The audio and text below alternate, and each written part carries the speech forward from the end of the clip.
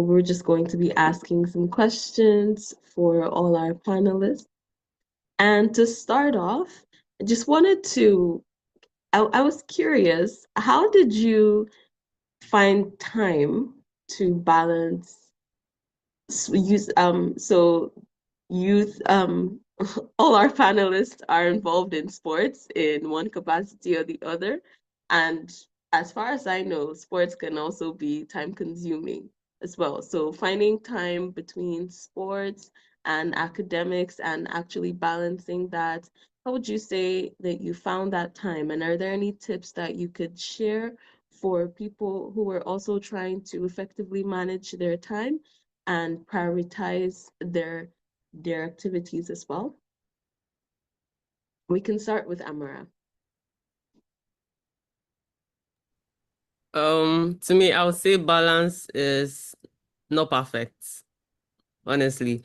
What I do basically is I focus on what matters at the moment.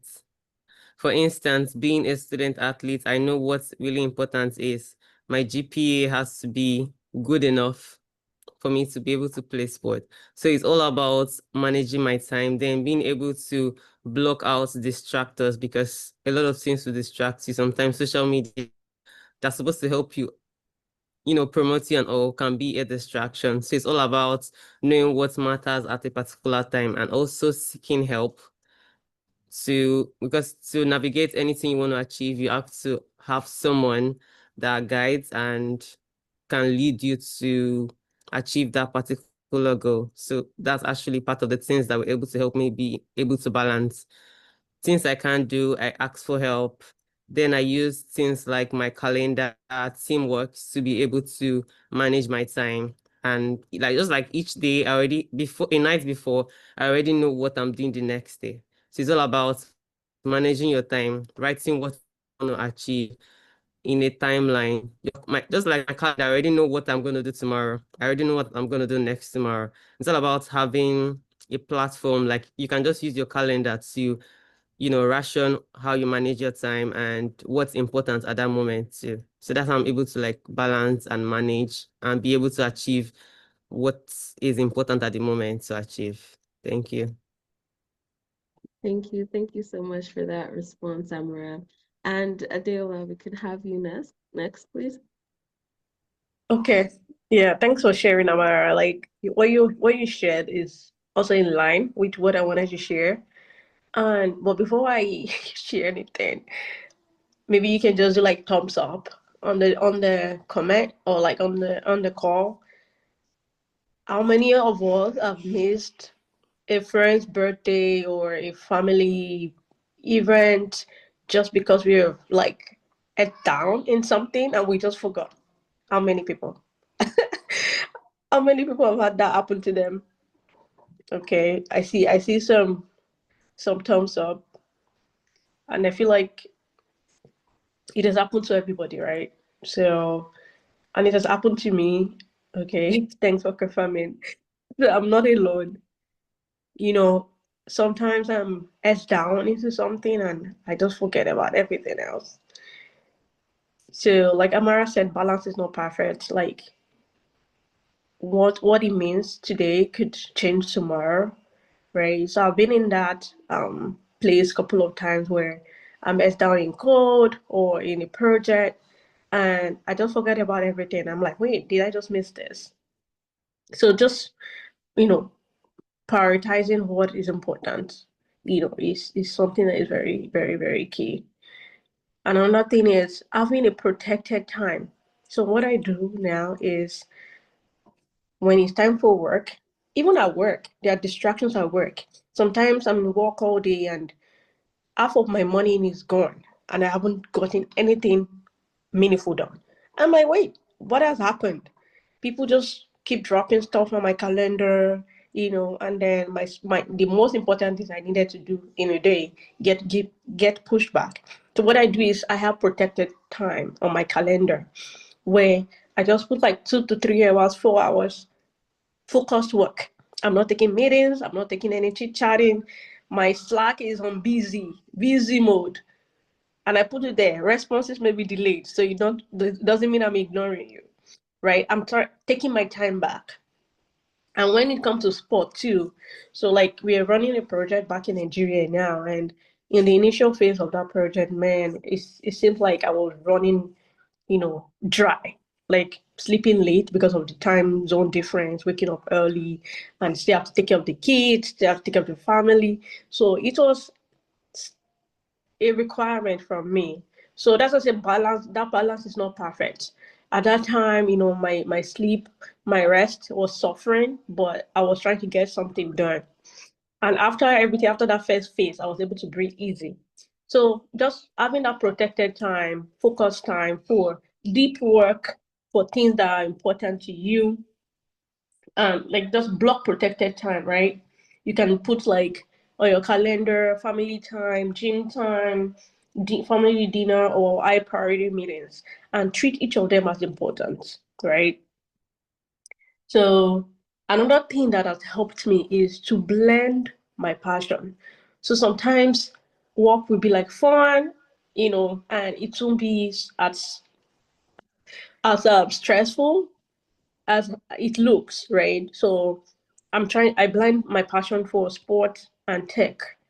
I try to find projects that incorporate both, that helps me to utilize what I'm passionate about in tech into sports, either by, community meetups or just having conversations with people that get it, right? That helps me distress. So I think, having that balance with those two things for me can be really helpful. Like having protected time on your calendar for different things and blending your passion. So it might not be sport, it might be, you know, taking a walk. So if you're doing something, maybe you're taking a walk and you need to read for your research or for an exam, you can, convert your notes into podcasts and just put it on put your headphones on and just keep listening to your notes, and then you take a walk. That could be something that could help with that balance too, without feeling like, oh, I haven't done this, I haven't been able to read, or why am I taking a walk when I have like a quiz tomorrow and I haven't even seen what I need. So, there are a lot of apps, and that's part of it. Like I'm studying for an exam, you can turn your notes into like 2 to 3 minute podcasts on each topic that reads your note back to you, and you can do other things on the go. So those are some of the things that you can do. Okay, all right. Thank you so much for sharing, Adela. Thank you. Those were insightful. And Dr. Fasilat, over to you. Okay. So just in the interest of time, I think she left the call. Okay, all right. So we're just going to move on to the next set of questions now. So in the aspect of mentorship, what would you say, what kind of role would you say mentorship played in helping you balance your activities outside of academics with academics? And what type of mentorship opportunities have you experienced, or have you been a mentor to someone? And how can people find these mentorship opportunities and maximize them? We can start with you, Amara.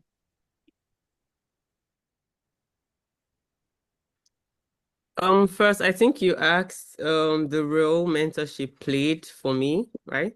Yeah. For me, I would say I won't be where I am today if I didn't have mentorship, both peer mentorship and mentorship from coaches. So for me, the mentorship is really significant. You get like don't I know a lot of people try to find mentors that are like 7 step ahead of them. But me, what really helped me scale was finding a mentor that was just like a step ahead of me. So it's more like we are sharing same goal, or they just passed through what I passed through. So everything I'm going through is still like fresh in their head. So they're able to like tell me, this is what I just did, do it. So that was how honestly I was able to perform well in terms of track and field and in terms of my academics. As I said in the beginning, in terms of academics, I wasn't so good. But if you look at my group, I always hang out with like my group. We're like 4 to 5 people, and they were very smart. So me being among them made me step up. So they were more like my peers, and they were my guardian, they were my best friends, and they were my mentor. Then from afar, I was looking at other mentors that even if I couldn't reach out to them that much, because at some point there's some people you look up to, they're more like your mentors, you follow them on Instagram or LinkedIn, but they are not like in the same level, or sometimes reaching out to them, they might not have that time to like guide you. So what I just do basically is learn from what they do. Maybe if they have like a podcast, listen to them and all of that. Then you asked how to find a mentor, if I'm not mistaken. Yeah. It's more like, you said You what? want to hear to talk. I'm sorry, I said yes, that was one of the questions Yeah. as well. First of all, I think it's basically finding what you have in common with that person, finding someone that is doing something you want to achieve. So you look around, you look at your circle, who do you admire, then you find a way to reach out to them. So that's basically the easiest way to find a mentor. More like I have people I mentor once in a while. They always reach out to me like, okay, you did this. How did you do it? I just tell them, this is it, this is it, this is how I did it. And that's basically it. Yeah. Okay, all right. Thank you so much. And I really do like what you said about finding something that you have in common with a mentor. So it doesn't necessarily have to be in your field, right? It just has to be someone that you have a common interest, something that you would like to be mentored on. It doesn't have to be in maybe that exact field that you're doing in school and academics. Is that right? Yes. Yeah. Okay. All right. Thank you so much for that. And thank you so much for the insights. And Adela, can we have your input, please? Yeah. I think for me, it was more, just finding out who those people are. So let me give you an example. Like when I was in the university, and like what Dr. Fasita said, where we show up with our ID cards and like, wait, you're in the sciences, why are you in sport? Like, why are you participating? And I've had people come to me, even I actually lost friends at that point just because I was joining the school team. And they're like, you don't know what you're doing. Like, you're gonna fail, you're gonna flunk out of school, and don't tell us don't tell us we didn't warn you, because we warned you. And I was not just doing that, I was also competing for the sport director for my faculty. It's one of the largest faculty, University of Ilorin then. So I was doing so many things, and they're like, you have all of this going on already. Why are you adding sport?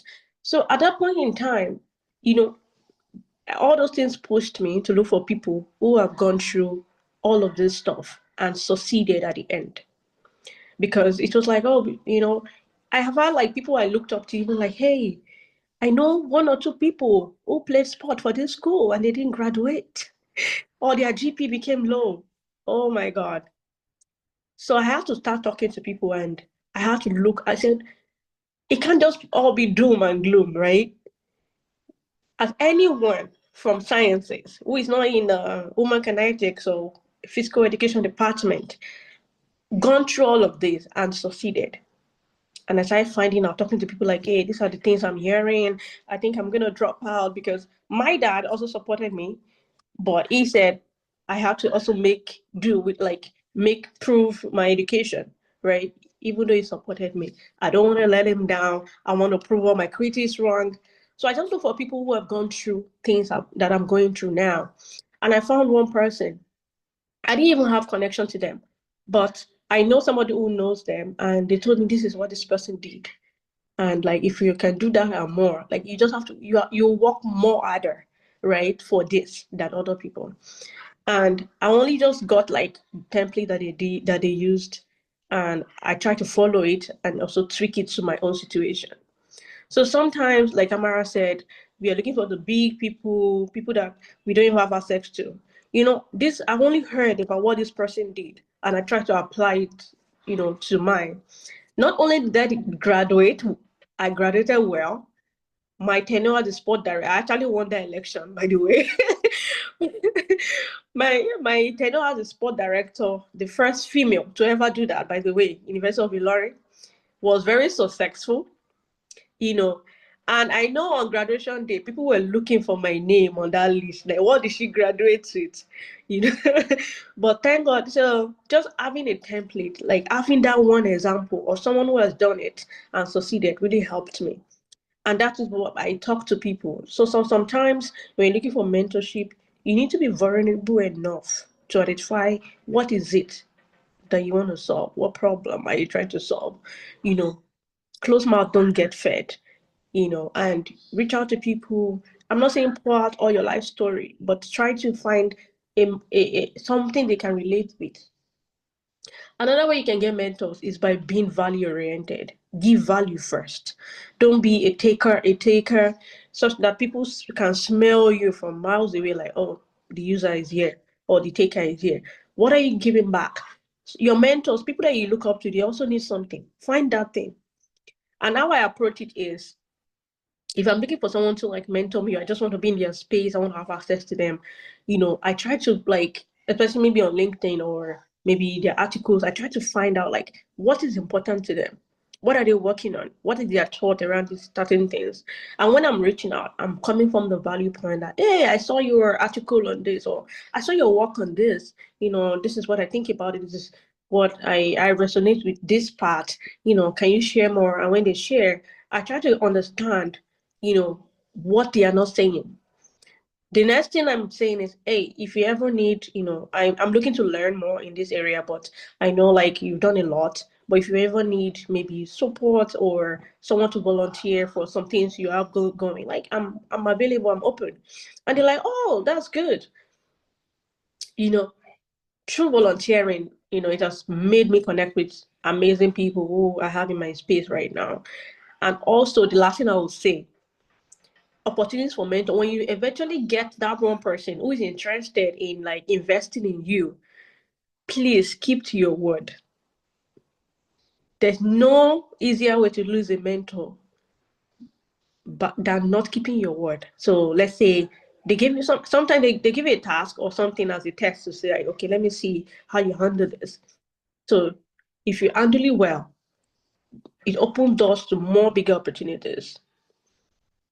But if they give you something like, hey, and you don't even check in, you don't report back, you don't like, oh no, you know, some are like, oh, look, I don't have time to waste, you know. Yeah, life happens, but communicate, over communicate if you can.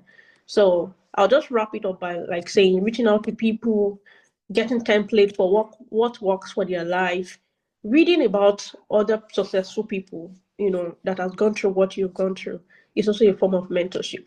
But if you need like a physical mentor, like reaching out to them, asking for introductions from people who knows them, you know, and then coming with a value-oriented mindset.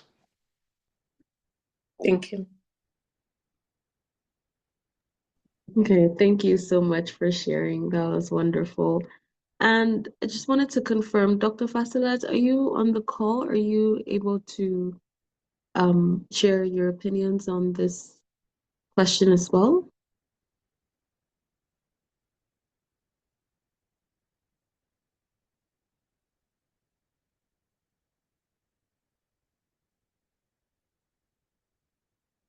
Okay. All right. So we're just going to move on for now. And our next question would be relating to leadership and balancing leadership and leadership roles with so leadership roles and opportunities with the other activities that you have going on. So like in your case, sports and also academics as well. So that with other leadership opportunities that you have, how do you achieve that balance? Because there are a lot of things going on in life, but at the same time, you would need to give attention to each of these roles and each of these parts of your life. So how do you achieve that balance between you as a leader, maybe using the example of Adeola's tenure as a sports director with other academic and life pursuits. So Amara, you could go first. Okay. For me, I would say being able to balance out leadership opportunities in teams and all. I think it's all about giving out your best in any opportunity you find yourself.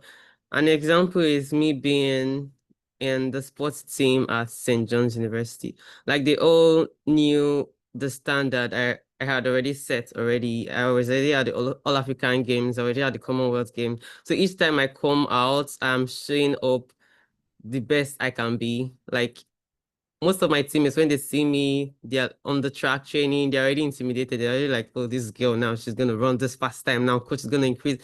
They're already, it's just about you setting a standard. So that brings leadership. It's more like each time you're already there, you just set a tune for how things would go in the aspect of your life. Everything is packaging yourself well, making sure you're doing what you're supposed to do. You don't have to wait for someone to monitor you and make sure you're doing the right thing. Just you already know what is right.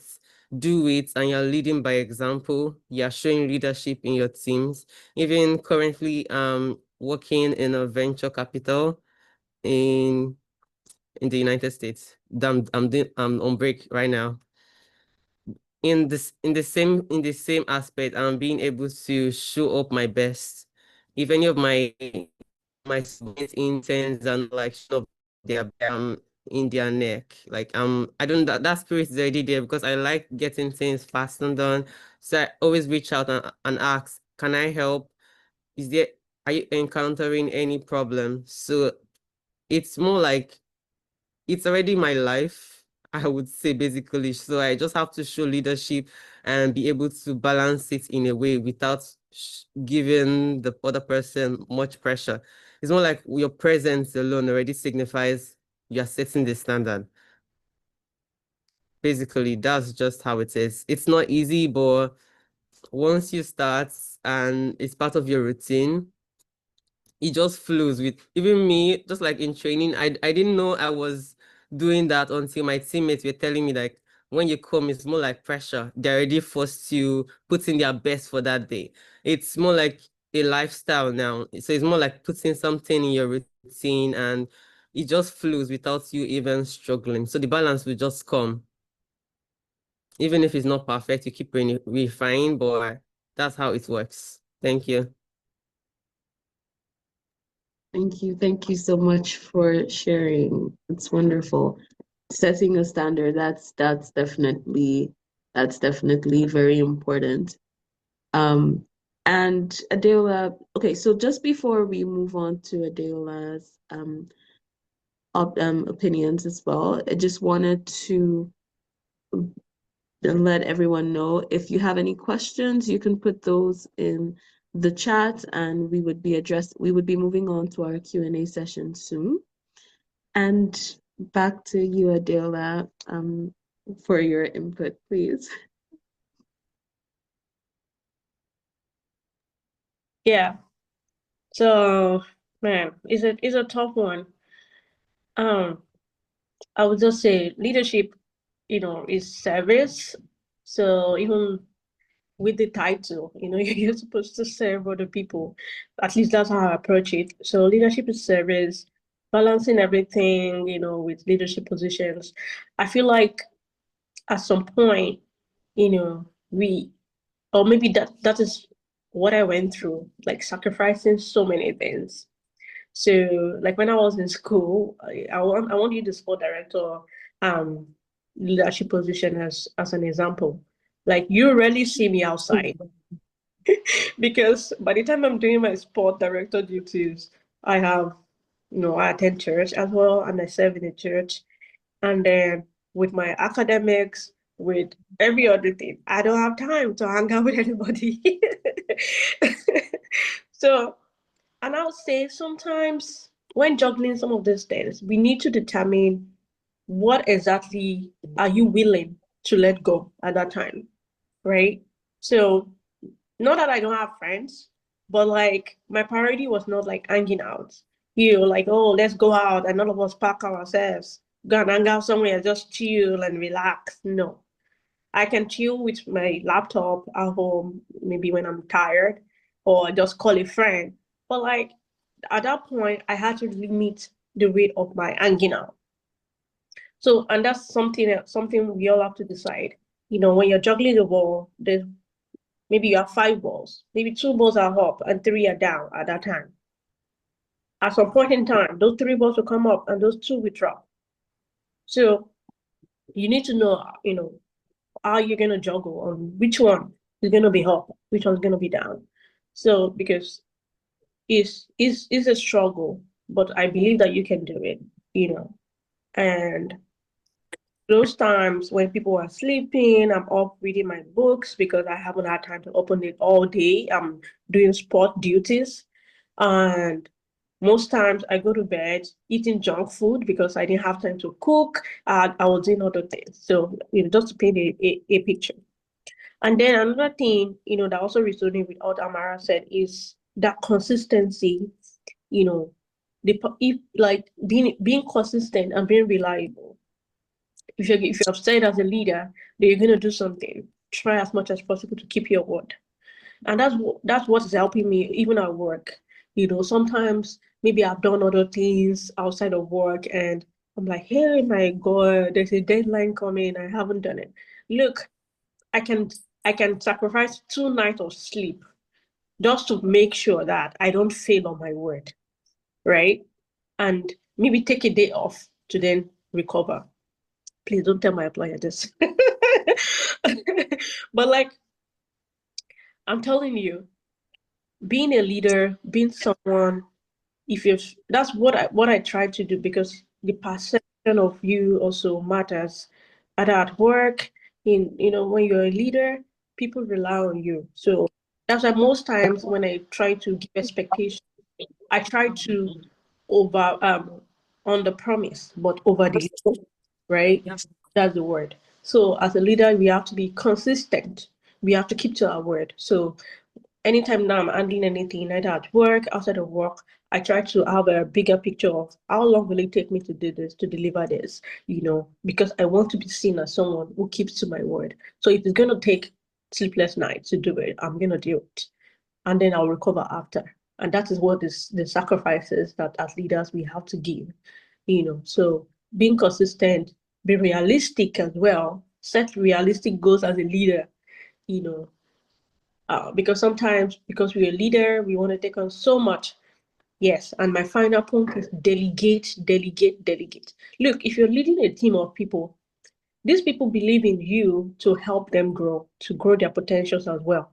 So find people on your team that you can rely on, such that when you are not there, nothing crashes. And that's when you can actually say you're a leader. I was also part of the coordinator of my church choir, right, before I relocated to New Jersey. And I can tell you, like, because I travel a lot for work. And by God's grace, God has helped me to like build a team such that when I'm not there, things function.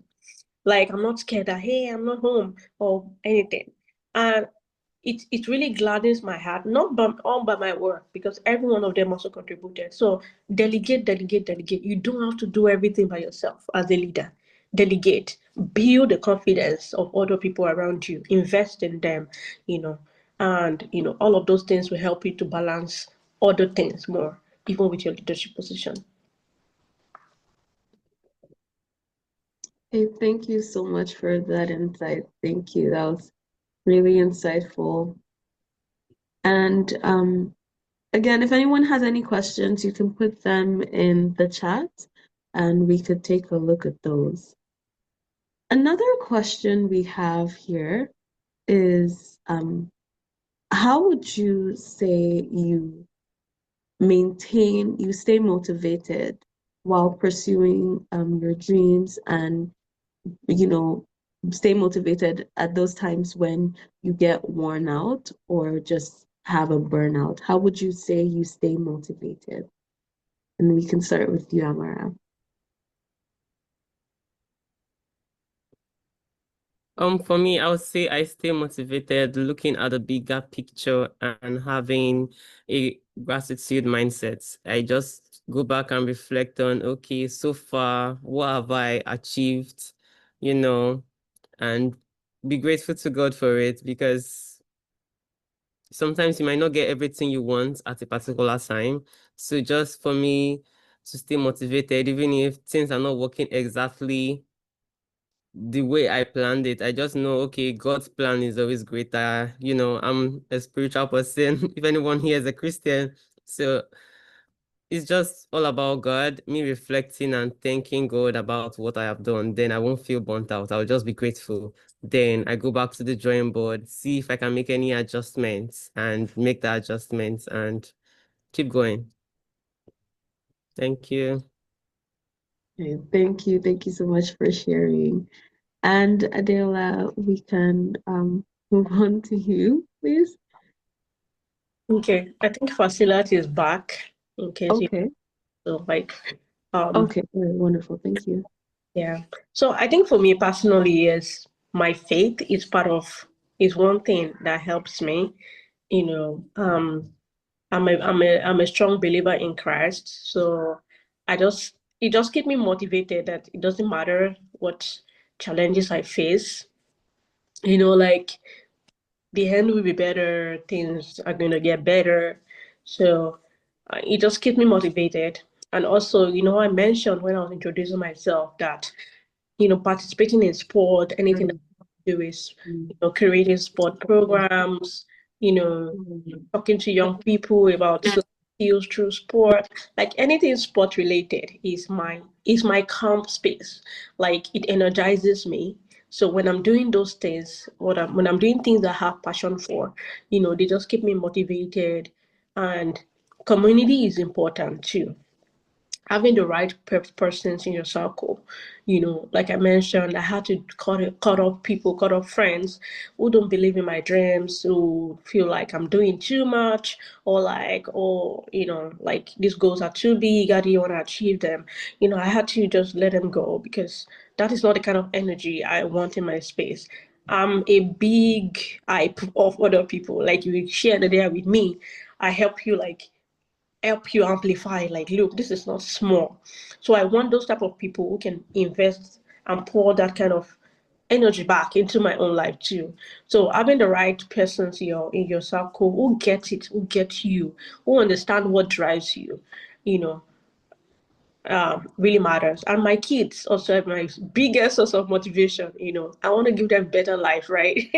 So mommy is doing all she can, and also my husband as well, supportive. Sometimes I have to travel and I feel like, and I have to leave my kids. So just having that community, it can be anybody, it can be who do you define your community as? It can be a parent, it can be a sister, it can be a friend, it can be a mentor, you know. So I think those are the things that keeps me motivated.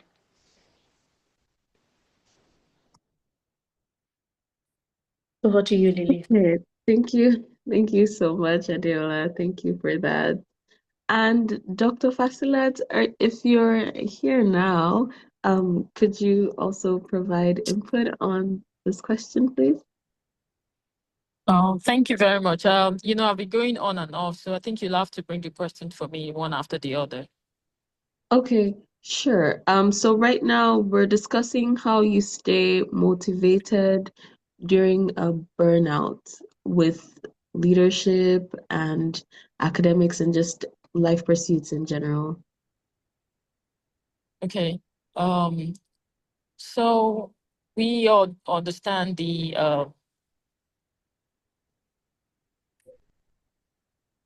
Hello? can you hear me?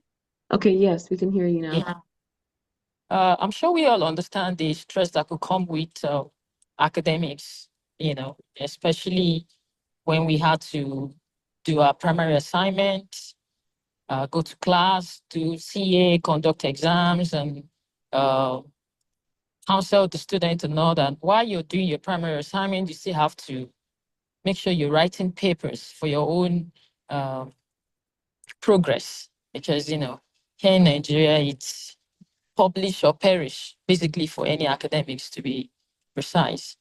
But while going through all this, I think if for you to be able to achieve so much, you should build a confident support group and also have a great mentor, And for me, having able to, scale through burnout and all that is the fact that to start with, I am doing what I love, So even when I'm stressed, when I might be stressed, but it's still what I want to do. So I'll just keep doing it, So it all boils down to the fact that if you're not doing what you love, you get stressed and burn out easily and start thinking of all sorts of things, giving up and all that. But honestly, I am even more productive, especially when I'm having some other issues outside my academics, having some other issues that could disturb my psychological, emotional, So I just find a way to channel all the anger energy to my academics, to my research, to my primary assignment. And I just realized that I even get more productive during those periods. So it all boils down to the fact that if I have not been able to prioritize my goals, manage my time effectively and nurture my passion. And this passion is not something I love to do. As in, this thing I'm doing is something I love to do. So a lot of people get to see me like, this man, you're doing too much. You should be stressed out. Are you not tired? All of those things. But trust me, maybe I am tired. But this thing is something I love doing. So when a lot of people are seeing me like, you should be tired, I am not saying it. That doesn't mean when I need to rest, I don't rest. But I think what has helped me so far is the fact that I am doing what I love. So it's not easy for people to come and start telling me that you should stop doing this, you should not do this. On my own, I'm not perfect. I'm not perfect. And, as a young scholar that I am, I'm carrying a responsibility a responsibility that's even above my pay grade. And that's a challenge for me, And of course, I have people I look up to, especially female in academics. I have a lot of them I look up to. Some I'm close with, some I'm not close with. But, I see them. And just like my sister said, Adiola, that you should just keep giving yourself value. If you never can tell, those that you think are not seeing you are actually seeing you. And before you know it, you'll be getting yourself more mentor, even when you are not looking for it. Even when you actually want this person, but you're wondering, how am I going to get close to this person and all that? So for me, sometimes I do tell people that I don't allow friends to pick me. I pick my friends. So that doesn't mean I'm being too ambitious or something, or being too proud. But honestly, make sure your circle of friends are people that are actually supporting you. So for me, the kind of friends I will say I have are people that we are in the same circle, like we're doing this almost the same thing. I have other friends that are not doing what I'm doing, but the fact that we are both in a leadership role, we are building ourselves in the different aspects or different sector we find ourselves, and we get to come together sometimes and talk about how have we been able to do this, how have we been able to do that, and we share ideas, and it's been helping. And one beautiful thing that happened to me recently that I was really happy about is the fact that one of my mentor, it's not like she's mentoring me directly, but anytime we get to see, she talked to me, and I learned so much from her. Like I said, you keep doing what you're doing, you never can tell who is seeing you. I have a number. I didn't know she had mine. And I went to speak at a program recently, and she just saw it on her Facebook page, and she reached out to me on WhatsApp and said, I see you. She didn't say more than that. She just said, I see you. And I was so happy with that statement. And before you know it, I checked our Facebook page and I realized that she actually shared that video on her page. So I was like, okay, she saw me. I'm happy.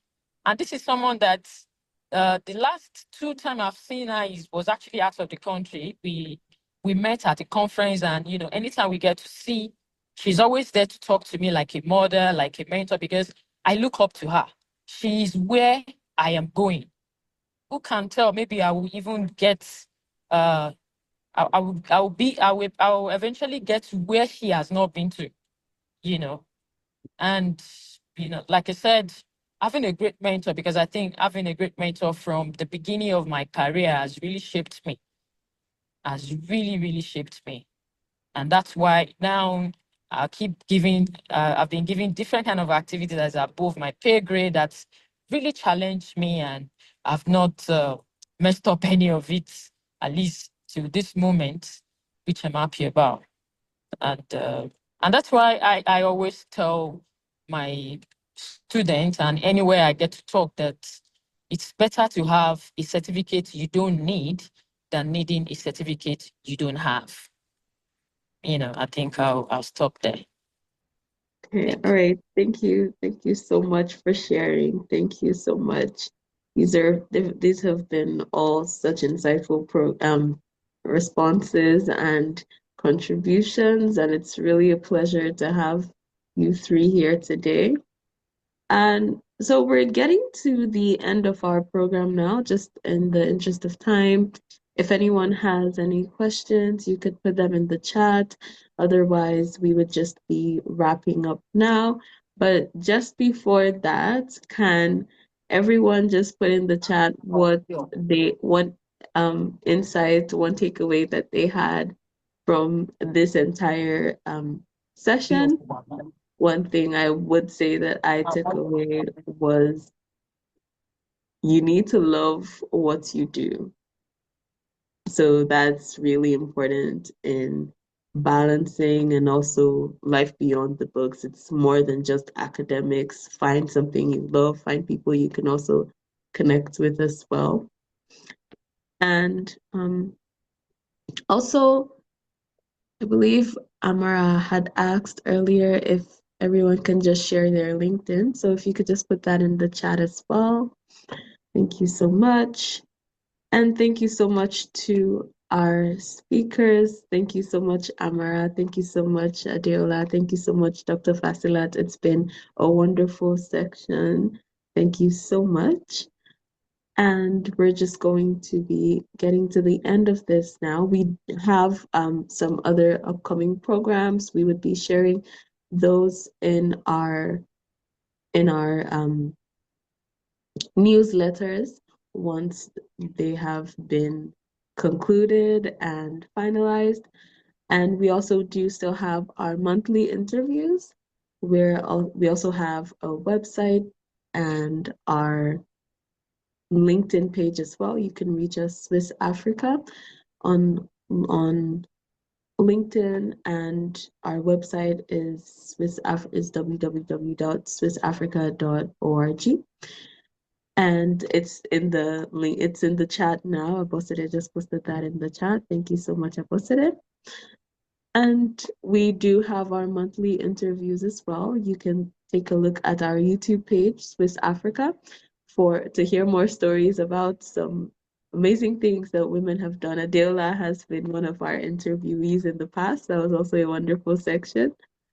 And if anyone would love to reach out to us beyond this, we're always available. You can send us a message on LinkedIn or on Instagram. Instagram, it is also SWIS Africa.